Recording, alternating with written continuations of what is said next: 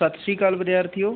अज आपां राजनीति शास्त्र दे तीजे पाठ राजनीतिक सभ्याचार बारे पढ़ांगे।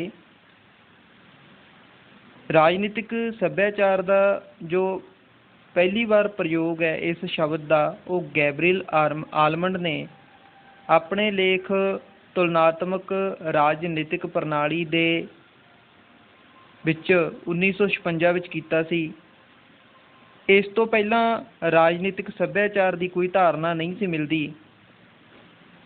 इस तो बाद जिहड़ा इसका सही प्रयोग या सही आगमन कह दिए इस शब्द का वो 1963 विच आलमंड ते सिडनी वर्बा की जो किताब छपी सिविक कल्चर इस दे विच होया मिलता है। इस तो बाद Ross, Robert Dahl, Adam Olam ते सैमुअल बीयर वर्गे विद्वानां ने राजनीतिक सभ्याचार संबंधी अपने विचार अपनी रचनावां दे विच प्रगटाए। सो जान लैंदे आ कि राजनीतिक सभ्याचार है की है। राजनीतिक सभ्याचार विच समाज दे वो दृष्टिकोण, विश्वास अते कदरां कीमतां शामिल ने जो राजनीतिक प्रणाली अते राजनीतिक मसलिਆਂ नाल संबंधित हुंदे ने। ये जो धारणा है एलन आर बाल दी दिती हुई है। जे असी राजनीतिक सभ्याचार नूं संखेप शब्दां दे विच देखना होवे तां असी कह सकदे कि राजनीति सभ्याचार विच किसी देश की राजनीतिक प्रणाली प्रति उत्थों दे लोकां दा दृष्टिकोण की है, राजनीतिक प्रणाली प्रति विश्वास किन्ना क है, लगन किन्नी क है, कदरां कीमतां किन्नियां क ने, इस नूं असी राजनीतिक सभ्याचार कह दिंदे आ। जिवें आपां साडे देश की राजनीतिक प्रणाली दे बारे की सोचदे आ कि भ्रिष्टाचारी है, चंगी है, लोकां दी लोकतंत्री सरकार है कि लोकां दी इत्थे सुणी जांदी है, लोकां नूं पहल दित्ती जांदी है जां लीडरां नूं पहल दित्ती जांदी है, तां इस नूं राजनीतिक सभ्याचार कहा जांदा है। राजनीतिक सभ्याचार दे कुछ तत्त ने। राजनीतिक सभ्याचार का जो विश्लेषण करते हैं जदों आपां तां इस दे विच मुख रूप विच इस तत्त का निरीखण किया जाता है कि राजनीतिक प्रणाली प्रति उत्थों दे लोकां दा दृष्टिकोण ते भावनावां की ने। तुसीं सब तो पहला जो पॉइंट देख रहे हो ये वाला, व्यक्ति नूं राजनीतिक प्रणाली बारे किन्नी क जानकारी है। ये सब तो पहला राजनीतिक सभ्याचार का मुख तत्त दे विच मन्निया जाता है। इस दे विच व्यक्ति मुख भूमिका निभाउंदा है क्योंकि व्यक्ति एक परिवार दे विच भी रहिंदा है। हुण आपां एक परिवार दे जी हुंदे आ, जे आपां पिंड दी राजनीति दे वल देखीए तां कोई किसी सरपंच नूं वोट पाउणा चाहुंदा हुंदा, कोई किसी नूं पाउणा चाहुंदा हुंदा है। तां उस दे राजनीतिक प्रणाली बारे की विचार है, किसी नूं कोई पार्टी चंगी लगदी है, कोई किसी नूं चंगी लगदी है, कोई किसी विचारधारा नाल संबंधित हुंदा, कोई किसी नाल हुंदा है। तां राजनीतिक प्रणाली बारे उसनूं किन्नी क जानकारी है, उसनूं ये किन्ना क पता है कि देश के महत्वपूर्ण लोग किहड़े ने, वर्तमान समस्यावां की ने, इन्हां बारे उन्होंने की जानकारी है। इस बारे जो है राजनीतिक सभ्याचार का ये मुख तत्त है। राजनीतिक प्रणाली प्रति व्यक्ति की की भावना है। जिवें पिछे मैं दस के हटिया कि असी साडी जो है राजनीतिक प्रणाली नूं भ्रिष्टाचारी मनते हैं जां वधिया मनते हैं। बहुत सारे लोग ने जो अज इस प्रणाली ते यकीन उठ चुके हैगा। जापान दे लोग अपनी राजनीतिक प्रणाली दे विच बड़ा यकीन करते हैं, इस करके वो बड़े विकसित ने। अज अखबार की खबर सी, कल भी एक अखबार दे विच जस्टिन ट्रूडो ने पाया होया सी कि विद्यार्थियों नूं 5000 रुपए जो है कमाउण दा, $5000 कमाउण दा मौका मिलूगा। एक कोरोना के मद्देनज़र उन्होंने फैसला लिया गया, उन्होंने विद्यार्थियों की सोच सी। अमेरिका ने कहा कि हुनर दे नाल ही हुण डिग्रियां मिलणगियां। अज की खबर है साडे जो है राजनीतिक प्रणालियां ने, जिवें साडी अपनी मौजूदा सरकार होगी तो ये की नीतियां घड़दी है, कि उन्हां दे प्रति अपनी भावना झलकदी है कि हाँ साडे पक्ष दीयां नीतियां ने जां सानूं विपक्ष दीयां नीतियां ने, की सरकार कदम चकदी है। इस नूं असी देख राजनीतिक प्रणाली प्रति व्यक्ति की भावना के अंदर रख सकते हैं। ਉਸ ਤੋਂ ਅਗਲਾ ਪੁਆਇੰਟ ਹੈ ਸਰਕਾਰ ਦੇ ਕਾਰਜਾਂ ਦਾ ਮੁਲਾਂਕਣ। ਹੁਣ ਜਦੋਂ ਅਸੀਂ ਕੋਈ ਸਰਕਾਰ ਚੁਣਦੇ ਹਾਂ ਤਾਂ ਸਰਕਾਰ ਦੀਆਂ ਕੁਝ ਨੀਤੀਆਂ ਹੁੰਦੀਆਂ ਨੇ, ਉਹ ਸਾਡੇ ਪੱਖ ਜਾਂ ਵਿਪੱਖ ਦੀਆਂ ਹੁੰਦੀਆਂ ਨੇ। ਅਸੀਂ ਉਹਨਾਂ ਤੋਂ ਕੀ ਅਨੁਭਵ ਕਰਦੇ ਹਾਂ, ਇਸ ਦਾ ਮੁਲਾਂਕਣ ਲੋਕਾਂ 'ਤੇ ਨਿਰਭਰ ਹੁੰਦਾ ਹੈ ਕਿ ਜੋ ਉਹਨਾਂ ਨੇ ਰਾਜਨੀਤਿਕ ਪ੍ਰਣਾਲੀ ਨੇ ਕੁਝ ਕਦਮ ਚੱਕੇ ਨੇ ਉਹ ਢੁਕਵੇਂ ਨੇ ਜਾਂ ਸਾਡੇ ਲਈ ਅਢੁਕਵੇਂ ਨੇ, ਕਿ ਇਹ ਚੰਗੇ ਨੇ ਜਾਂ ਮਾੜੇ ਨੇ। ਠੀਕ ਹੈ, ਇਸ ਸਰਕਾਰ ਦੇ ਕਾਰਜਾਂ ਦਾ ਮੁਲਾਂਕਣ ਵਿਅਕਤੀ ਕਰਦੇ ਨੇ, ਸਮਾਜ ਕਰਦਾ ਹੈ। ਚਲੋ ਅੱਗੇ ਦੇਖਦੇ ਹਾਂ।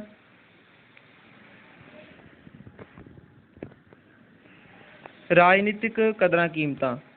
ਰਾਜਨੀਤਿਕ ਕਦਰਾਂ ਕੀਮਤਾਂ ਕੀ ਹੁੰਦੀਆਂ ਨੇ? ਦੇਖੋ, ਹਰੇਕ ਦੇਸ਼ ਵਿੱਚ ਲੋਕਾਂ ਦੀਆਂ ਕੁਝ ਰਾਜਨੀਤਿਕ ਕਦਰਾਂ ਕੀਮਤਾਂ ਨੇ। ਜਿਵੇਂ ਸਰਬ ਉੱਚ ਸ਼ਕਤੀ ਹੈ ਜੋ ਉਹ ਲੋਕਾਂ ਦੇ ਹੱਥ ਵਿੱਚ ਹੋਣੀ ਚਾਹੀਦੀ ਹੈ, ਸੰਵਿਧਾਨ ਸਰਬ ਉੱਚ ਹੋਣਾ ਚਾਹੀਦਾ ਹੈ, ਕਾਨੂੰਨ ਦਾ ਸ਼ਾਸਨ ਹੋਣਾ ਚਾਹੀਦਾ ਹੈ, ਭ੍ਰਿਸ਼ਟ ਮੰਤਰੀ ਨਹੀਂ ਹੋਣੇ ਚਾਹੀਦੇ, ਨੀਤੀਆਂ ਚੰਗੀਆਂ ਹੋਣੀਆਂ ਚਾਹੀਦੀਆਂ ਨੇ। ਤਾਂ ਇਹ ਜੋ ਹੈ ਰਾਜਨੀਤਿਕ ਕਦਰਾਂ ਕੀਮਤਾਂ ਰਾਜਨੀਤਿਕ ਸੱਭਿਆਚਾਰ ਦੇ ਵਿੱਚ ਪੜ੍ਹੀਆਂ ਜਾਂਦੀਆਂ ਨੇ। ਉਸ ਤੋਂ ਅੱਗੇ ਹੈ ਰਾਜਨੀਤਿਕ ਵਿਸ਼ਵਾਸ। ਵਿਸ਼ਵਾਸ ਕੀ ਹੁੰਦਾ ਹੈਗਾ ਕਿ ਲੋਕਤੰਤਰੀ ਪ੍ਰਣਾਲੀ ਯੋਗ ਹੈ ਜਾਂ ਯੋਗ ਨਹੀਂ, ਇਸਤਰੀ ਨੂੰ ਵੋਟ ਦਾ ਅਧਿਕਾਰ ਹੋਣਾ ਚਾਹੀਦਾ ਹੈ ਜਾਂ ਨਹੀਂ। ਦੇਖੋ, ਇਹ ਜੋ ਹੈ ਰਾਜਨੀਤਿਕ ਸੱਭਿਆਚਾਰ ਸਾਡੇ ਸਧਾਰਨ ਸੱਭਿਆਚਾਰ ਦਾ ਹੀ ਇੱਕ ਹਿੱਸਾ ਹੈ। ਆਪਾਂ ਗਾਂਹ ਪੜ੍ਹਾਂਗੇ, ਕਿਉਂਕਿ ਸਮਾਜ ਦੇ ਵਿੱਚੋਂ ਹੀ ਜਿਹੋ ਜਿਹਾ ਸਮਾਜ ਹੁੰਦਾ ਹੈ ਉਹੋ ਜਿਹਾ ਹੀ ਉਸਦਾ ਆਗੂ ਹੋਵੇਗਾ। ਜੇ ਸਾਡਾ ਜ਼ਿਆਦਾਤਰ ਸਮਾਜ ਅਨਪੜ੍ਹ ਹੈ ਤਾਂ ਹੀ ਅਸੀਂ ਕੁਝ ਅਜਿਹੇ ਸਰਕਾਰਾਂ ਚੁਣ ਲੈਂਦੇ ਹਾਂ ਜੋ ਸਾਡੇ ਪੱਖ ਦੀਆਂ ਨਹੀਂ ਹੁੰਦੀਆਂ, ਜੋ ਨੀਤੀਆਂ ਸਾਡੇ ਪੱਖ ਦੀਆਂ ਲੈ ਕੇ ਨਹੀਂ ਆ ਰਹੀਆਂ ਹੁੰਦੀਆਂ, ਜਿਨ੍ਹਾਂ ਨੂੰ ਸਿਆਸਤ ਤੋਂ ਬਿਨਾਂ ਜੋ ਹੈ ਲੋਕਾਂ ਦੀ ਭਲਾਈ ਦੇ ਘੱਟ ਕੰਮ ਕੀਤੇ ਜਾਂਦੇ ਨੇ ਅਤੇ ਸਿਆਸਤ ਜ਼ਿਆਦਾ ਖੇਡੀ ਜਾਂਦੀ ਹੈ। ਤਾਂ ਅਗਲਾ ਹੈ ਭਾਵਨਾਤਮਕ ਦ੍ਰਿਸ਼ਟੀਕੋਣ। ਰਾਜਨੀਤਿਕ ਪ੍ਰਣਾਲੀ ਪ੍ਰਤੀ ਲੋਕਾਂ ਦੀ ਮਨੋਵਿਗਿਆਨਿਕ ਲਗਨ ਕਿੰਨੀ ਕੁ ਹੈ ਕਿ ਕੁਝ ਲੋਕ, ਜਿਵੇਂ ਅੱਜ ਅਜੋਕੇ ਟਾਈਮ ਦੇ ਵਿੱਚ ਜੰਮੂ ਕਸ਼ਮੀਰ ਦਾ ਮਸਲਾ ਚੱਲ ਰਿਹਾ ਹੈ, ਹਿੰਦੂ ਮੁਸਲਿਮ ਦੀ ਰਾਜਨੀਤੀ ਹੁੰਦੀ ਹੈ ਜਾਂ ਕੁਛ ਵੀ ਹੈ, ਤਾਂ ਉਸ ਪ੍ਰਣਾਲੀ ਪ੍ਰਤੀ ਕੀ ਹੈ, ਲੋਕਤੰਤਰੀ ਪ੍ਰਣਾਲੀ ਹੈ ਜਾਂ ਤਾਨਾਸ਼ਾਹੀ ਪ੍ਰਣਾਲੀ ਹੈ ਜਾਂ ਕਿਸੇ ਵੀ ਪ੍ਰਕਾਰ ਦੀ ਜੋ ਹੈ ਵੀ ਲੋਕਾਂ ਦੇ ਪੱਖ ਦੀ ਹੈ ਜਾਂ ਵਿਪੱਖ ਦੀ। ਇਹ ਜੋ ਹੈ ਭਾਵਨਾਤਮਕ ਦ੍ਰਿਸ਼ਟੀਕੋਣ, ਲੋਕ ਉਸ ਪ੍ਰਣਾਲੀ ਪ੍ਰਤੀ ਕਿਹੋ ਜਿਹੀ ਸੋਚ ਰੱਖਦੇ ਨੇ ਕਿ ਹੋਣੀ ਚਾਹੀਦੀ ਹੈ ਜਾਂ ਨਹੀਂ ਹੋਣੀ ਚਾਹੀਦੀ, ਇਸ ਨੂੰ ਭਾਵਨਾਤਮਕ ਦ੍ਰਿਸ਼ਟੀਕੋਣ ਕਿਹਾ ਜਾਂਦਾ ਹੈ। ਤਾਂ ਅਸੀਂ ਇਹ ਪੜ੍ਹੇ ਸੀ, ਇਹ ਜੋ ਹੈ ਤੱਥ ਨੇਗੇ ਰਾਜਨੀਤਿਕ ਪ੍ਰਣਾਲੀ ਦੇ ਤੱਥ। ਅੱਗੇ ਆਪਾਂ ਦੇਖਦੇ ਹਾਂ ਰਾਜਨੀਤਿਕ ਸੱਭਿਆਚਾਰ ਦੇ ਨਿਰਮਾਣ ਵਿੱਚ ਜੋ ਸਹਾਇਕ ਹੁੰਦੇ ਨੇ ਤੱਥ, ਉਹ ਕਿਹੜੇ ਕਿਹੜੇ ਹੁੰਦੇ ਨੇ। ਜਿਵੇਂ ਇਤਿਹਾਸਕ ਤੱਥ, ਸਾਨੂੰ ਇਤਿਹਾਸ ਦੇ ਵਿੱਚੋਂ ਕੀ ਮਿਲਦਾ? ਸਾਡੀ ਜੋ ਹੈ ਲੰਬਾ ਸੰਘਰਸ਼ ਰਿਹਾ ਹੈ, ਅਸੀਂ ਅੰਗਰੇਜ਼ਾਂ ਤੋਂ ਆਜ਼ਾਦ ਹੋਣ ਦੇ ਲਈ ਇੱਕ ਲੰਮਾ ਜੋ ਹੈ ਸੰਘਰਸ਼ ਵਿੱਢਿਆ, ਅਸੀਂ ਆਜ਼ਾਦ ਹੋਏ।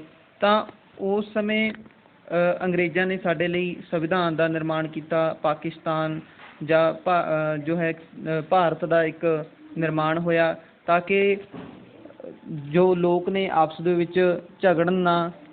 ਇਸ ਝਗੜੇ ਨੂੰ ਦੂਰ ਕਰਨ ਦੇ ਲਈ ਸਰਕਾਰਾਂ ਕੁਝ ਨੀਤੀਆਂ ਲੈ ਕੇ ਆਈਆਂ।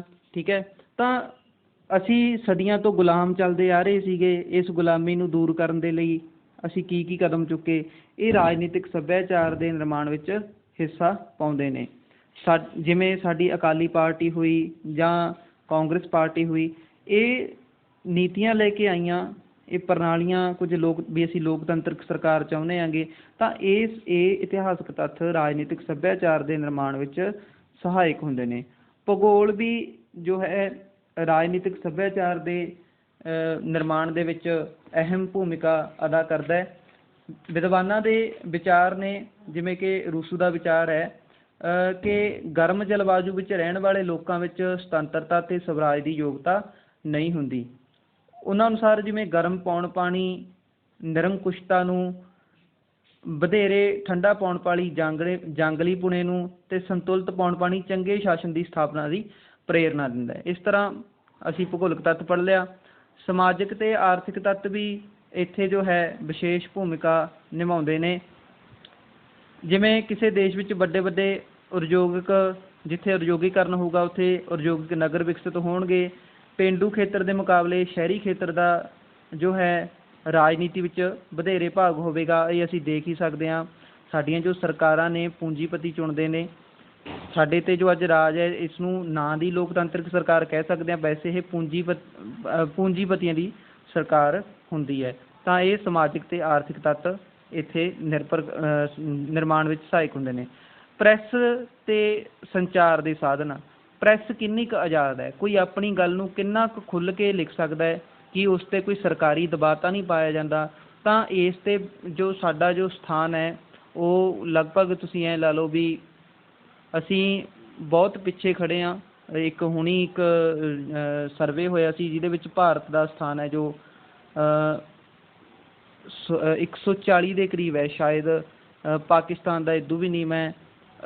ਚੀਨ ਦੇ ਵਿੱਚ ਵੀ, ਕਿਉਂਕਿ ਪ੍ਰੈਸ ਦੀ ਸੁਤੰਤਰਤਾ ਨਹੀਂ ਹੈ, ਪ੍ਰੈਸ ਅਧੀਨ ਹੈ। ਅਸੀਂ ਹੁਣ ਕਰੋਨਾ ਵਾਇਰਸ ਦੇ ਦੌਰਾਨ ਦੇਖ ਕੇ ਹਟੇ ਹਾਂ ਕਿ ਕਿਵੇਂ ਹਿੰਦੂ ਮੁਸਲਿਮ ਰਾਜਨੀਤੀ ਕੀਤੀ ਗਈ ਸੀ।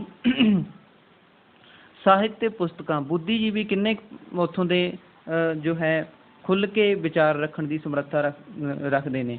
ਤਾਂ ਅਸੀਂ ਇਸ ਦੇ ਵਿੱਚ ਇਹੀ ਕਹਿ ਸਕਦੇ ਹਾਂ ਕਿ ਪ੍ਰੈਸ ਦੀ ਸੁਤੰਤਰਤਾ, ਵਿਚਾਰ ਬਣਾਉਣ ਪ੍ਰਗਟਾਉਣ ਦੀ ਸੁਤੰਤਰਤਾ ਕਿਸ ਹੱਦ ਤੱਕ ਉਪਲਬਧ ਹੁੰਦੀ ਹੈ, ਇਹ ਚੀਜ਼ ਰਾਜਨੀਤਿਕ ਸੱਭਿਆਚਾਰ ਦੇ ਨਿਰਮਾਣ ਵਿੱਚ ਸਹਾਇਕ ਹੁੰਦੀ ਹੈ।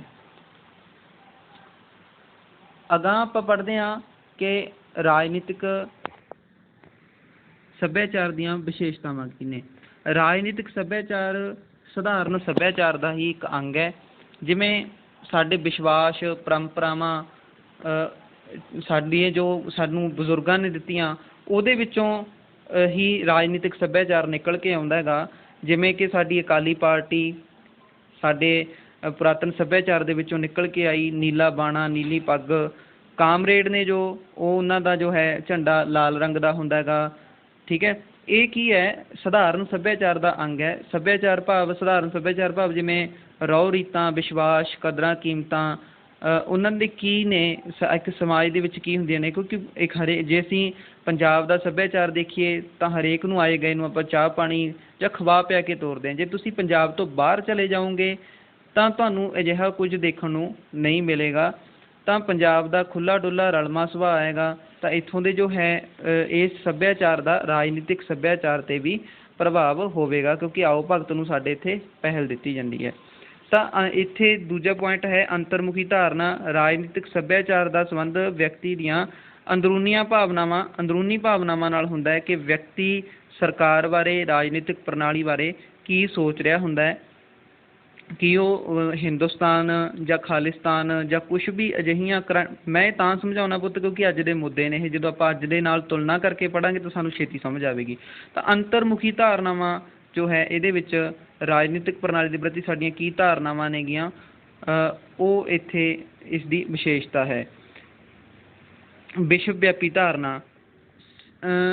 ਦੇਖੋ, ਕਿਤੇ ਸਰਬ ਸੱਤਾਵਾਦੀ ਹੁੰਦੀ ਹੈ ਜੋ ਸ਼ਕਤੀ ਦਾ ਰਾਜ ਹੁੰਦਾ ਹੈ, ਕਿਤੇ ਸਮਾਜਵਾਦੀ ਜਿਹਨੂੰ ਕਾਮਰੇਡ ਕਹਿੰਦੇ ਉਹਨਾਂ ਦਾ ਰਾਜ ਹੁੰਦਾ ਹੈ, ਕਿਤੇ ਤਾਨਾਸ਼ਾਹੀ ਹੁੰਦੀ ਹੈ। ਤਾਂ ਹਰੇਕ ਸਮਾਜ ਦੇ ਵਿੱਚ ਜੋ ਹੈ ਰਾਜਨੀਤਿਕ ਸੱਭਿਆਚਾਰ ਦੀ ਹੋਂਦ ਪਾਈ ਜਾਂਦੀ ਹੈ।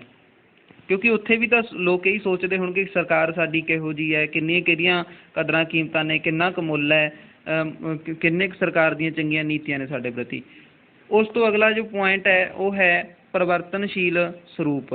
ਕਿਸੇ ਵੀ ਸਮਾਜ ਜਾਂ ਸੰਪਰਦਾਇ ਜਾਂ ਵਰਗ ਦੇ ਲੋਕਾਂ ਦਾ ਸੱਭਿਆਚਾਰ ਸਥਾਈ ਨਹੀਂ ਹੋ ਸਕਦਾ।